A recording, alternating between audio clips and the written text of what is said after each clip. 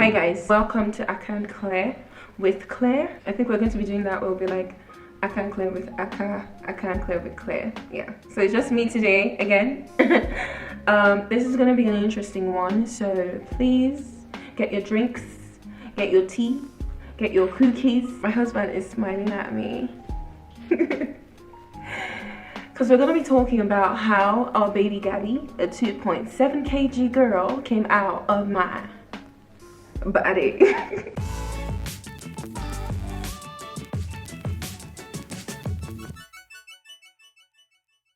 Yeah, so welcome to AkahandClaire. If you aren't already subscribed, if it's your first time seeing this video, welcome.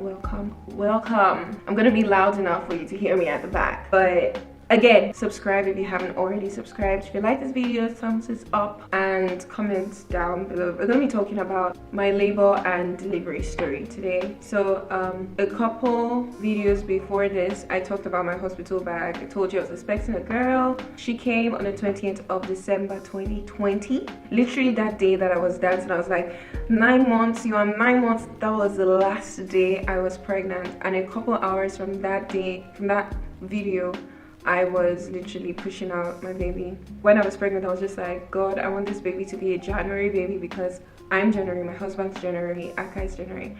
And I was just like, it would be so amazing for the three of us to be like January babies. But the girl was like, hey, you don't want to buy cake? Is it because of cake? You know what? I will guess my birthday before Christmas. I will get Christmas. I will get New Year. Then I will celebrate yours and your husband's. And that's how it's gonna be. I tried to take many photos on that day because I was just like, I don't know, I feel yuppie, I feel in the mood, and so I'm going to slay, you know, I'm gonna take photos for the gram. And I did that. I played a lot. I even tried to prank Akah. That's my water bro. Breathe. What is this? Are you recording?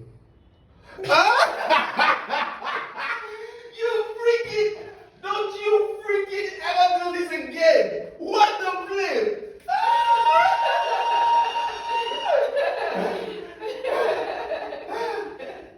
A few hours before I filmed the hospital bag video, I was actually feeling a bit like funny. In the night, I was going to the toilet like 6 times, 7 times ish. I went to the toilet a lot of times.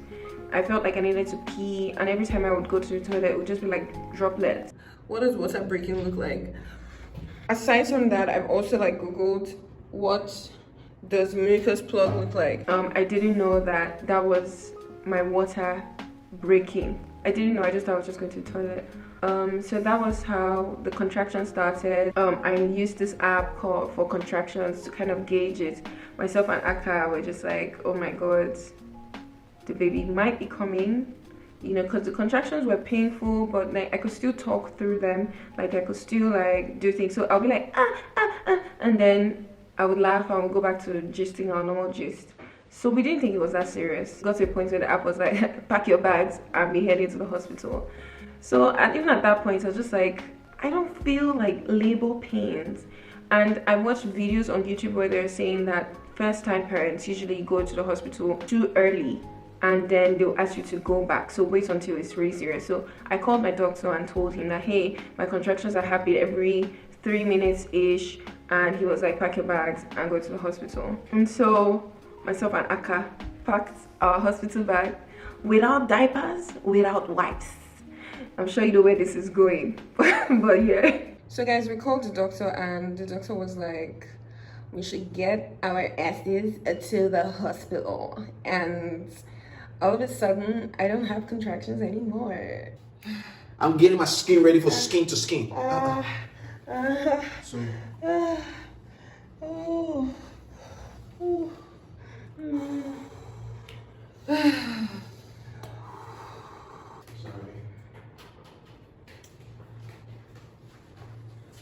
This is my outfit to the hospital. Hopefully they'll ask me to come back because I want to do my hair. I want to do my makeup. Like I want to dress up, like for the arrival of the princess. Like the queen bees coming through. You stay a day at the hospital. They said it's 2 days. Madam. They want to take our money. So that was how we got into the car. I called my sister. My sister was like, even if they asked you to go back, at least you get checked, you know. So we're just going with the mind that they'll send us back. The entire ride, Akah did not utter a word. Like, he wasn't talking. I was literally like, babe, are you okay? Like, are you... It was just silent. Mute. Anyway, we got to the hospital, and then the nurses were like, oh, what are you here for? I'm like, check up. Okay, check up, no problem. Nothing prepares you for when they want to check your cervix, for when they want to insert their hands to see how many centimeters dilated you are. And honestly, I feel like that was the most painful experience of the entire birth. Yeah. Anyway, I'm in the doctor's room, right? Or in the ward or something, and then she checks and says, oh, I'm sorry, I'm gonna have to check again. Oh my god, at this point I was like, Akah, please come hold my hand. She checks again, and then she's like, congratulations guys, you're doing so well, you're 3 centimeters dilated. At that point I was like, both myself and Akah were like, what? 3 centimeters dilated? That means the baby's coming. So they just told us that we should go and sit down at the reception, and they'll find us a room, a labor room to stay in. At that point, like, things literally got real. And so myself and Akah documented this video. Guess what? She's been crying, guys. I'm just emotional. Look at me now. I might be a mommy tonight or tomorrow. Oh my god, I want to be a mommy. I really pray she has your eyes, babe. You have the most beautiful eyes ever, and your smile. I really pray she has your smile. I'm speechless, like speechless. I always envision this day that when the baby comes, it will be labor from home. We all get into a frenzy. I drive her, push, push, push, push, push. And I'm speaking in tongues and praying, and then her mom is also by the waiting, and then they rush her into the labor room. I'm so in shock that I'm speechless. I don't know what to say. I don't know what to do. This girl is just a strong woman. She's a strong girl, and the doctor is just like, ooh, like she's having contractions that she can't talk. She's strong. So that just made me look at her and just be like.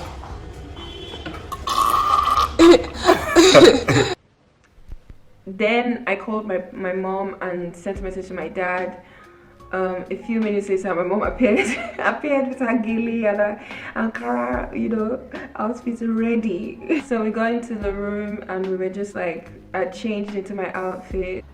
So this like curtain and bedsheet color is giving me the most anxiety. But I don't mind this dress. With cute like bows in the back, like I don't mind this one at all. And somehow, I was just having I call it spasms in my belly. They were not intense pain. Like when they asked me, oh, on a scale of 1 to 10, how much pain are you having? I was like, period pains, like 5. And I won't say there's anything I particularly did, but obviously there were some things that I did actively to sort of prepare myself for labor. But I will give, honestly, God all the glory, because I mean, this birth, this delivery, this labor experience really is a Hebrew woman's labor delivery story. Honestly, because I've had this conversation with some women and they're like, what? And they came to check the second time and I was 6 centimeters dilated. There were times where the pain would be like a little bit, almost trying to escalate in my head, or because I processed the pain through in my head. Then I had Akah who would kind of remind me, hey, breathe, you know, in through the nose, out through the mouth, you know. So I'm not doing, you know, I wasn't tensing my body like that. I was really breathing the entire time. After I gave birth, my mom was like, you went through labor. You were doing, my mom was like, what? She's never heard of that before. Like, I was literally just through the labor. The nurses, after I'd given birth, were like, the ones that were on duty that night, they said they went, because it was midnight. One of them was like, she went and she slept, because she was just like, this one that she's not screaming, she's not shouting, maybe they'll send her back home. So it was when she entered the room and now heard that, oh, she's 9 centimeters dilated, she was like, I slept literally through my labor. I felt like I needed to do a number 2 went to the toilet, attempted, I don't remember if I did, and then I literally just slept. So I was recording myself, I was watching YouTube videos, I was making jokes with my mom. I slept off when things got a bit boring. At this point, Akah was tired, and then he went to sleep. I slept till 9, and then they came to check me around that time and saw that I was ready, you know. So about 9 o'clock in the morning I was ready. So I think around that 9:30 when I woke up from sleep and I felt the first contraction, that was like, ooh, this one, it did pain. It was painful. So guys, at this point I told Akah, hey, we still don't have diapers, we don't have wipes, can you go and get this thing? Akah went to the car. I think prior to then he was maybe sleeping in the car, but he went to the car to go and get these diapers. We were waiting for Akah. I called his phone. He was like, oh, he's in the car. And I was like, Akah, I've already given birth. I've already given birth to this girl. Where are you? Where are you? Now my husband was sleeping in the car. Literally a few minutes to when I was going to give birth, he was sleeping in the car. I can't. So my birth was a natural birth. I didn't do CS, it was natural birth, no pain relievers, nothing, just me, the Holy Spirit's God. And so I stayed on there. They put some things like, you know, to help me urinate, so emptied my bladder. That too was painful. It was painful until they used a lube. So then after they emptied my bladder, it was now time to push when I was having a contraction. So they were like, okay, you're having contractions, your next contraction push. I never did any antenatal class, so I had no idea what push should look like, or a push should be, or how I should be pushing. But I mean, sometimes you go to the toilet to do a number 2 and you push, right? Sometimes. So I thought it was that type of push. I was pushing. There was a point where the doctor was just like, girl, you're not pushing. I was like, doctor, I am pushing. Like, I'm giving it my all. I was pushing. The nurse was like, push like you're constipated, like you are push. I was like, I don't get constipated. Literally, this is me on my delivery bed, literally having conversations with my doctor and nurses. Like, I don't know how to push. I've not been constipated before. I was even got to a point where they were like, push now, you're wasting the contractions.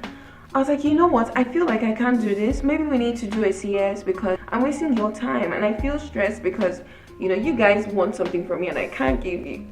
The nurses were looking at me like, is this Oyinbo? So that was how eventually the nurse was like, push like your eyeballs are going to pop out. Guys, at this point I was like, not like that. I now pushed, guys. My veins, my eyes were red. I thought my eyes were literally going to roll out.